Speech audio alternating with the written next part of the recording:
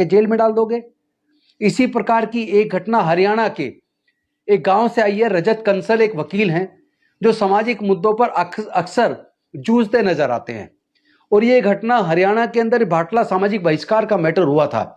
उस मैटर में supreme court की द्वारा गठित एक कमेटी विजिट पे गई थी, और उस दौरान भी इन्होंने वीडियो बना के बताया कि किस तरह हांसी के कुछ उन गुंडों ने उनको मारने की कोशिश की है, और लगातार पुलिस के द्वारा धमकी दी जा रही है। उनके घर पे 50-50 पुलिस वाले कई सारी गाड़ियों में जाके और उनके घर वालों को डरा रहे हैं। यानी अशोक कंसल जी जो एक सामाजिक आंदोलन वाले एक वकील है, जो सामाजिक कहीं भी उत्पीड़न होता है उस मुद्दे को लड़ते हैं, तो रजत कंसल के जीवन को खतरा बना दिया है।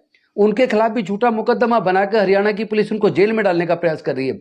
तो क्या भारतीय जनता पार्टी की सरकारें सत्ता के गुरूर में ताकत के दम पर पुलिस या तमाम जांच एजेंसियों का इस्तेमाल करके दलितों को, पिछड़ों, आदिवासियों को इस तरह उत्पीड़ित करेंगी, उनके खिलाफ झूठे मुकदमे बनाएंगी, उनको जेल में डालेंगी? तो मैं पूछना चाहता हूं, क्या बीजेपी की सरकार दलितों से कोई बदला लेना चाहती है, या उन पे झूठे मुकदमे बनाकर उनको जेल में डालकर आखिर वो क्या दिखाना चाहते हैं कि वो दलित विरोधी है? हम तो सुना करते थे आप संविधान विरोधी और डॉक्टर बाबा साहेब अम्बेडकर का भी आप अपमान करते हो, क्योंकि आप ही किससे जुड़े हुए लोग ग्वालियर के अंदर डॉक्टर बाबा साहेब अम्बेडकर की जो प्रतिमा लगने वाली थी उसका विरोध कर रहे हैं, और विरोध करते वक्त जय श्री राम का नारा लगा रहे हैं। तो क्या ये भारतीय जनता पार्टी ने खुली छूट दे दी है ऐसे गुंडों को कि आप जानबूझकर जो दलित विद्वान है या दलित जो चिंतक हैं या जो दलित मुद्दों पर प्रखरता से लड़ते हैं या जो उनके वकील हैं, आप उनकी आवाज को दबाने के लिए उनके खिलाफ झूठे मुकदमे बनाएंगे?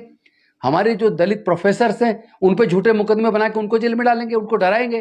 तो ये डराना बंद कीजिए।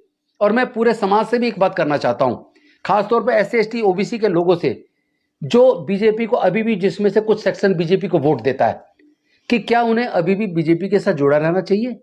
क्योंकि जहां दलित अत्याचार की बात होती है तो आप अगर अत्याचार के खिलाफ बोलेंगे तो ये आपको डराएंगे, धमकाएंगे, आप पे झूठे केस बना के जेल में डालेंगे। तो आपको खुद तय करना है कि ऐसी पार्टी के साथ आपको जोड़ना चाहिए क्या? पार्टी राजनीति सब बाद में, सबसे पहले समाज है। समाज का उत्पीड़न हो तो आपको सबको एकजुट होकर उसका विरोध करना चाहिए। अगर आप ऐसा नहीं करेंगे, सोचेंगे इसका नंबर है, तो कल आपका भी नंबर आ सकता है।